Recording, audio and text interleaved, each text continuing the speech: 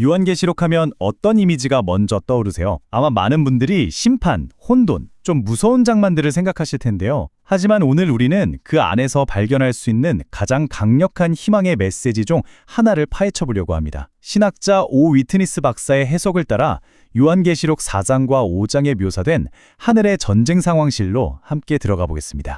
바로 이 한 문장이 오늘 이야기의 핵심입니다. 박해받는 교회를 위한 궁극적 승리의 메시지. 그러니까요, 이 환상은 그냥 평화로운 시절에 쓰인 그런 글이 아니었어요. 거대한 로마 제국의 힘 아래 믿음 때문에 정말 생명의 위협을 받던 사람들을 위한 메시지였죠. 그들에게 이 환상은 단순한 위로가 아니었습니다. 살아남기 위한 필사적인 희망의 외침이었던 거예요. 자, 첫 번째로 살펴볼 부분은 바로 이겁니다. 박해받는 이들을 위한 환상. 당시 로마 황제의 권력이 거의 신처럼 보였던 시대잖아요. 그런데 이 환상은 딱 잘라 말하는 겁니다.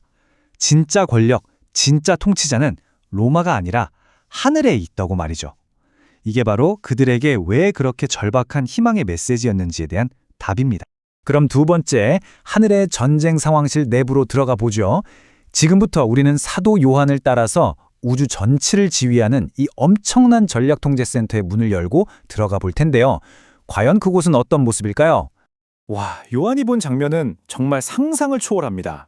보좌에 앉으신 분의 눈부신 광채, 그 주위를 둘러싼 24명의 장로들, 마치 거대한 전략회의에 참석한 핵심 참모들 같지 않나요? 쉴 새 없이 터져나오는 번개와 천둥 소리는 이곳의 긴박함을 보여주는 것 같고요. 모든 걸 꿰뚫어 보는 듯한 내생물까지. 보시다시피 여긴 그냥 조용하고 평화로운 왕궁이 아닙니다. 우주의 운명이 결정되는 엄청난 에너지와 권위가 살아 숨쉬는 공간인 거죠. 자, 그럼 오 박사는 이 엄청난 장면을 어떻게 해석할까요? 그는 이곳을 단순한 왕궁이 아니라 종말론적 거룩한 전쟁의 지휘 본부로 봅니다. 말이 좀 어렵죠? 쉽게 말해서 역사를 선과 악의 거대한 우주적 전쟁으로 보는 관점인데요. 그리고 바로 이 상황실이 그 전쟁의 최종 승리를 이끄는 총사령부라는 겁니다. 바로 이 지점이 오 박사 해석의 심장부입니다. 땅에서 일어나는 모든 혼란과 사건들, 그 모든 것의 시작과 끝이 바로 여기, 이 하늘의 전략 본부에서 결정된다는 거죠. 이건 역사에 대한 하나님의 절대적인 통제권, 즉 주권을 선포하는 굉장히 강력한 이미지라고 할 수 있습니다. 세 번째 파트, 두루마리의 위기입니다. 이제 이 환상은 가장 극적인 순간으로 달려가는데요. 모든 긴장감이 딱 한 곳으로 모입니다. 바로 하나님 오른손에 들려있는 봉인된 두루마리에서 모든 게 시작되죠. 이 두루마리는 그냥 평범한 문서가 아니에요. 세상의 운명, 그러니까 인류의 미래에 대한 하나님의 모든 심판과 구원의 계획이 담겨 있습니다. 그런데 7개의 인으로 아주 단단히 봉인되어 있어요. 계획은 있는데 그 누구도 이걸 열어서 실행할 수가 없는 상태. 바로 여기서 거대한 우주적 위기가 시작됩니다. 바로 그때 한 힘센 천사의 외침이 온 우주에 울려 퍼집니다. 누가 이 두루마리를 펴고 그 인을 떼기에 합당한가? 이 절박한 질문에 돌아오는 대답은 모든 걸 삼켜버릴 것 같은 절대적인 침묵뿐이었습니다. 하늘에도 땅에도 땅 아래에도 그 어디에도 이 두루마리를 열 자격이 있는 존재는 없었습니다. 하나님의 위대한 계획이 바로 눈앞에 있는데 이걸 실행할 수가 없다니. 사도 요한이 이 절망감에 왜 그렇게 서럽게 통곡했는지 그 마음이 좀 느껴지시나요? 네 번째, 사자와 어린 양입니다. 모든 희망이 사라진 것처럼 보였던 바로 그 순간, 장로 중 한 명이 해결책을 제시합니다. 승리에서 합당한 자격을 갖춘 한 인물을 소개하는데요. 드디어 우주의 진정한 영웅이 아주 역설적인 모습으로 드러나는 순간입니다.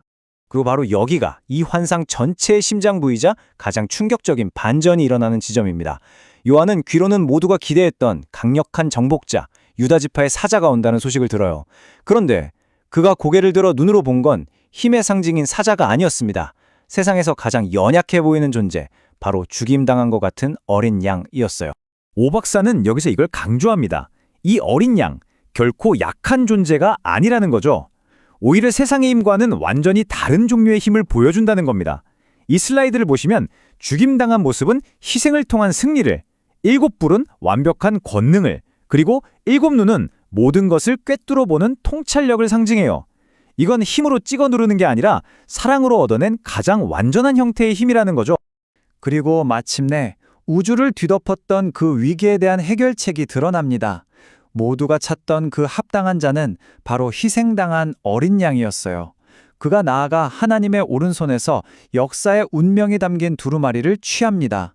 길었던 침묵이 깨지고 새로운 역사가 시작되는 바로 그 순간입니다. 5번째, 피조물의 새 노래입니다. 어린 양의 두루마리를 손에 쥐는 바로 그 순간, 그 길고 무겁던 침묵이 깨지고 온 우주를 뒤흔드는 찬양의 폭발이 시작됩니다. 이 행동 하나가 어떻게 이렇게 거대한 경배의 파도를 만들어내는지 함께 보시죠. 이 경배는 정말 거대한 파도처럼 퍼져나가요. 첫 번째 물결은 보주와 가장 가까이에서 시작됩니다. 네 생물과 24장로가 어린 양을 위한 새 노래를 부르죠. 곧이어 두 번째 물결, 셀 수 없이 많은 천사 군단이 그 찬양에 합류하면서 목소리를 높입니다. 그리고 마침내 세 번째, 하늘과 땅, 바다의 모든 피조물이 하나가 되어서 하나님과 어린 양을 향한 거대한 합창을 완성하는 겁니다. 자, 이제 마지막 6번째 최종 승리에 대한 희망입니다. 그렇다면 이토록 웅장하고 우주적인 드라마가 지금 여기를 살아가는 우리 현실에 대체 어떤 의미를 가질까요? 이 모든 환상이 우리에게 말하는 핵심은 결국 이겁니다. 지금 우리 눈앞의 현실이 아무리 혼란스럽고 절망적으로 보여도 궁극적인 통제권은 바로 저 하늘의 전쟁 상황실에 있다는 것. 이 환상은 2000년 전 그들에게 그리고 오늘날 우리에게 선포하고 있는 거예요. 당신이 겪는 그 고통과 혼돈이 결코 이야기의 끝이 아니라고 말입니다. 정리해볼까요? 이 환상이 주는 핵심 메시지는 이렇습니다. 첫째, 진정한 힘은 무력이 아니라 희생적인 사랑에서 나온다. 둘째, 역사에 대한 하나님의 계획은 안전하며 반드시 이루어진다. 셋째, 악과 죽음에 대한 최종 승리는 이미 보장되어 있다. 그리고 마지막으로 바로 이 미래의 희망이 현재를 살아갈 힘과 인내를 준다는 것입니다. 그래서 이 마지막 질문은 결국 우리 자신에게 향합니다. 모든 것을 통제하시는 분이 힘이 아닌 희생으로 승리했다는 이 비전이 지금 당신이 겪고 있는 그 어려움을 어떻게 다르게 보게 만드나요? 어쩌면 이 고대의 환상은 그냥 옛날 이야기가 아니라 바로 오늘 당신의 현실에 직접 말을 걸고 있는지도 모르겠습니다. 안녕하세요. 오늘 보내주신 자료들을 보니까 와, 정말 흥미로운 지점으로 바로 뛰어들게 되네요. 네, 그렇죠. 위트니스 오 박사의 요한계시록 4장 5장 해석인데요. 보통 요한계시록 하면 좀 무섭고 혼란스러운 이미지를 떠올리기 쉽잖아요. 맞아요. 다들 그렇게 생각하죠. 근데 오늘 우리가 집중할 부분은 그 중심에 있는 아주 강력하면서도 뭐랄까 이상하리 많채 아름다운 역설이에요. 아, 그 사자와 어린 양? 네, 바로 그거요. 정복하는 사자와 죽임당한 어린 양. 이 서로 완전히 모순되는 두 이미지가 한 존재를 가리킨다는 거죠. 그렇죠. 오늘 이 시간을 통해 당시 핍박받던 사람들에게 이 역설이 왜 유일한 희망이었는지, 그리고 힘의 논리가 지배하는 오늘을 사는 우리에게는 어떤 질문을 던지는지 한번 깊게 파고들어 보겠습니다. 네, 좋습니다. 시작하기 전에 이 장면이 펼쳐지는 무대부터 한번 그려보면 좋을 것 같아요. 아, 배경 설명이요? 네. 사도 요한이 보고 있는 건 로마 콜로세움 같은 그런 지상의 권력이 아니고요. 온 우주의 통치 본부인 하늘의 보좌입니다. 온 우주의 통치본부요? 네, 당시 성도들은 로마 황제를 신처럼 숭배하라는 압박 속에서 신앙을 지키다 죽어가고 있었어요. 아, 과연 하나님이 정말 통치하고 계신가? 세상은 악이 이기는 것 아닌가? 이런 절박한 질문을 던지던 사람들이었거든요. 네. 그럴 수밖에 없었겠네요. 그 사람들한테 요한이 아니, 진짜 권력의 중심은 바로 여기다 라고 선포하는 거죠. 이건 단순한 신학 강의가 아니라 절망의 한복판에 던져진 한편의 장엄한 정치적 선언문이기도 했습니다. 아, 그렇게 들으니까 완전히 다르게 느껴지네요. 절망에 빠지는 사람들한테 진짜 세상에 돌아가는 곳을 보여주는 거군요. 바로 그겁니다. 그럼 그 중심부에서 벌어지는 일로 바로 들어가 보죠. 5장을 보면 보좌에 앉으신 하나님의 오른손에 두루마리가 하나 들려 있어요. 네. 안팎으로 글이 쓰여 있고 7개의 인으로 단단히 봉인되어 있는데 이게 인류의 운명, 하나님의 최종 계획이 담긴 문서라고 하죠. 그쵸. 핵심적인 문서죠. 그런데 이걸 열 사람이 아무도 없다는 선포가 울려 퍼져요. 하늘에도 땅에도 땅 아래에도 자격 있는 이가 없다는 거예요. 네. 이 장면이 정말 인상 깊어요. 온 우주가 멈춰서서 아무도 자격이 없다는 사실에 절망하는 그림이잖아요. 요한이 왜 그렇게까지 서럽게 울었는지, 그 절망감의 깊이가 어느 정도였을까요? 그 울음이 바로 당시 교회의 심정이었을 겁니다. 한번 상상해 보세요. 네.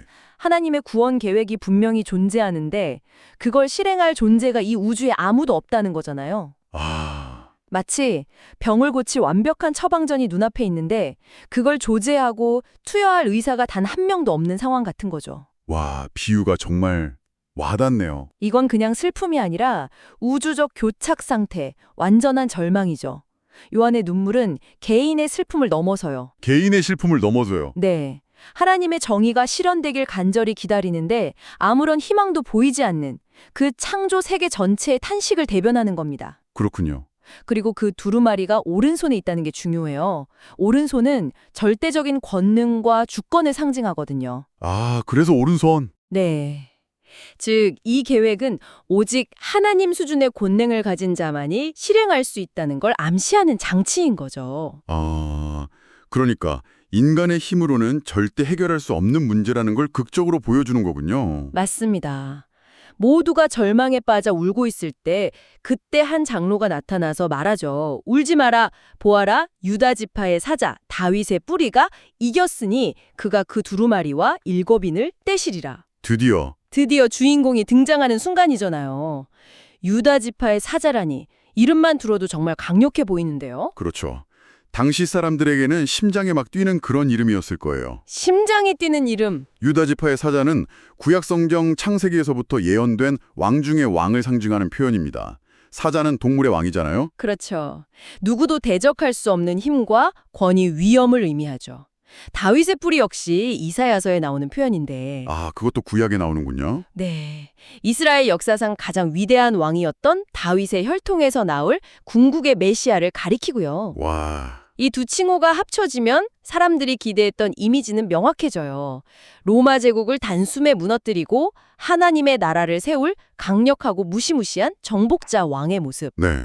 그 모습이 그려지네요. 아마 요한도 그 말을 듣고 드디어 오시는구나, 우리의 원수를 갚아줄 강력한 왕이 하면서 고개를 번쩍 들었을 거예요. 바로 그 지점이에요.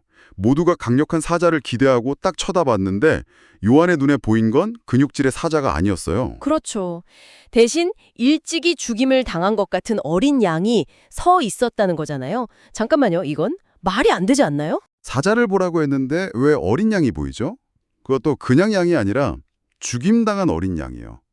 약함과 희생, 패배의 상징 그 자체인데 네, 맞아요. 당시 사람들은 이걸 어떻게 받아들였을까요? 엄청나게 실망하지 않았을까요? 우리가 기다린 구원자가 저렇게 힘없는 모습이라고 하면서요? 정확한 지적이세요. 바로 그 충격과 혼란, 그 역설이야말로 기독교 신앙의 가장 깊은 비밀을 담고 있는 장면입니다. 아, 세상의 논리로는 완전히 실패한 거죠. 사자를 기대했는데 죽임당한 양이 나타났으니 이건 뭐 사기극에 가깝잖아요. 네, 그렇게 보일 수도 있겠네요. 하지만 하늘의 관점은 정반대였어요. 그의 승리는 사자처럼 발톱과 이빨로 쟁취한 게 아니라는 거예요. 그럼 어떻게? 어린 양처럼 자신을 기꺼이 제물로 내어주는 희생을 통해 얻어졌다는 선포입니다. 아, 희생. 세상의 가장 큰 패배라고 조롱했던 십자가에서의 죽음이 사실은 죄와 죽음의 권세를 깨트린 역사상 가장 위대한 승리였다는, 가치관의 전복이 일어나는 순간인 거죠. 가치관의 전복. 와. 이 역설적인 승리를 이해하지 못하면 요한계시록 전체가 그냥 암호문처럼 보일 수밖에 없어요. 아, 세상의 승리 공식과 하늘의 승리 공식이 완전히 다르다는 걸 보여주는 거군요. 힘으로 이기는 게 아니라 희생으로 이긴다. 바로 그겁니다. 정말 머리를 한 대 맞은 것 같은데요. 자료를 좀 더 보니까 이 어린 양의 모습이 그냥 약하게만 한 건 아니더라고요. 네, 그렇죠. 7뿔과 7눈을 가졌다고 묘사되는데 솔직히 상상해보면 좀 기괴하게 들리기도 해요. 왜 하필 이렇게 무서워 보일 수 있는 이미지로 묘사했을까요? 하하, 그렇죠. 현대인의 감수성으로는 좀 그로테스크하게 느껴질 수 있어요. 네, 조금요. 하지만 당시의 상징 체계를 이해하면 의미가 완전히 달라집니다. 뿔은 고대 세계에서 힘과 권능의 상징이었어요. 아, 뿔이 힘이요? 네, 마치 오늘날 우리가 초고층 빌딩이나 거대한 항공모함을 보면서 힘이 느껴진다고 말하는 것과 비슷하죠. 아, 그렇군요. 거기에 완전수인 7을 붙였으니 7뿔은 그냥 힘이 아니라 그 어떤 권세와도 비교할 수 없는 궁극의 파워, 완전한 권능을 가졌다는 뜻이에요. 완전한 권능. 일곱 눈은 더 깊은 의미가 있는데 본문에서 온 땅에 보내심을 받은 하나님의 일곱 영이라고 직접 설명해줘요. 아, 설명이 있군요. 이건 성령을 의미하는데 온 우주를 꿰뚫어 보시는 완전한 통찰력, 전지전능한 지혜를 상징하는 거죠. 그렇군요. 그러니까 겉보기에는 죽임당해서 가장 연약해 보이지만 실제로는 우주에서 가장 강력한 힘, 즉 일곱 불과 그리고 가장 완벽한 지혜. 가장 완벽한 지혜, 일곱 눈을 동시에 소유한 존재라는 거네요. 이 역설이 정말 대단한데요. 바로 그겁니다. 십자가에서 죽은 나약한 인간 예수가 사실은 전 우주적 권능과 신적인 지혜를 가진 존재라는 신비를 이 한 장의 이미지에 압축해 놓은 거예요. 와, 그래서 이 어린 양만이 그 누구도 감히 손댈 수 없었던 하나님의 두루마리를 취할 자격이 있는 유일한 존재가 되는 거죠? 그럼 대체 무엇이 이 죽임당한 어린 양을 합당하게 만들었을까요? 그 답이 하늘에서 울려 퍼지는 새 노래에 담겨 있는 것 같아요. 네 생물과 24장로들이 부르는 노래 가사가 이거죠. 네, 한번 읽어주시죠. 두루마리를 가지시고 그 임봉을 떼기에 합당하시도다. 일찍이 죽임을 당하사 각 족속과 방언과 백성과 나라 가운데에서 사람들을 피로 사서 하나님께 드리시고. 여기서 합당하다는 말이 계속 반복되네요. 네, 그 합당함, 영어로 하면 월프니스인데 그게 키워드입니다. 어린 양의 자격은 그의 존재나 지위가 아니라 그의 행위에서 비롯된다는 점이 중요해요. 아, 행위에서요? 네, 노래 가사는 그가 합당한 이유를 명확히 말해주죠. 바로 죽임을 당했기 때문에. 아, 그리고 그 피로 사람들을 샀기 때문에. 이건 비즈니스 용어 같지만 사실은 노예를 값을 치르고 사서 해방시켜주는 이미지를 사용한 거예요. 해방시켜주는 이미지군요. 네, 그리고 그의 희생이 특정 민족이나 집단이 아니라 모든 족속과 방언과 백성과 나라를 위한 것이었다는 우주적인 선언이기도 하고요. 정말 스케일이 크네요. 그래서 그 결과로 이들이 하나님의 나라와 제사장이 되어 땅에서 다스리게 될 거라는 약속으로 이어집니다. 하늘의 환상이 지상에서 고통받는 성도들의 미래와 직결되는 순간이죠. 와, 이 장면은 정말 스케일이 다르네요. 처음에는 보좌 주위에 있던 24장로와 네 생물이 시작한 노래가 네, 거기서 시작해서 갑자기 수천의 천사들의 합창으로 번져나가요. 근데 여기서 끝이 아니죠. 그렇죠. 더 커지죠. 자료를 보면 하늘과 땅 위와 땅 아래, 바다에 있는 모든 피조물, 그러니까 문자 그대로 온 우주가 이 합창에 동참한다고 되어 있어요. 네, 모든 피조물이요. 죽임을 당하신 어린 양은 능력과 부와 지혜와 힘과 존귀와 영광과 찬송을 받으시기에 합당하도다. 이건 단순히 어린 양이 대단하다는 말 이상인 것 같은데요. 이 어마어마한 스케일 자체가 주는 메시지가 있는 건가요? 물론입니다. 그 점진적인 확장이 바로 메시지입니다. 점진적인 확장.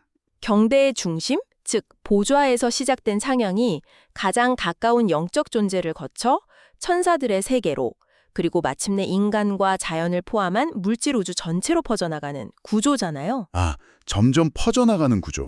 이건 어린 양의 승리가 단순히 인류 구원이라는 영적인 문제에만 국한되지 않는다는 걸 보여줘요. 아, 그의 희생과 부활은 죄로 인해 깨지고 신음하던 모든 창조세계, 즉 우주 전체를 회복하고 새롭게 하는 우주적 사건이라는 선포인 거죠. 우주적인 사건이군요. 그래서 이 거대한 찬양은 로마 황제가 지배하던 낡은 시대의 종말을 고하고 이제부터 역사의 진짜 주관자는 죽임당하신 어린 양이라는 새로운 시대의 개막을 알리는 팡파르와도 같습니다. 그렇군요. 결국 이 모든 것이 오늘 이 이야기를 듣고 있는 당신에게는 어떤 의미일까요? 네. 우리는 사자이면서 동시에 어린 양이라는 믿기 힘든 역설에서 출발했습니다.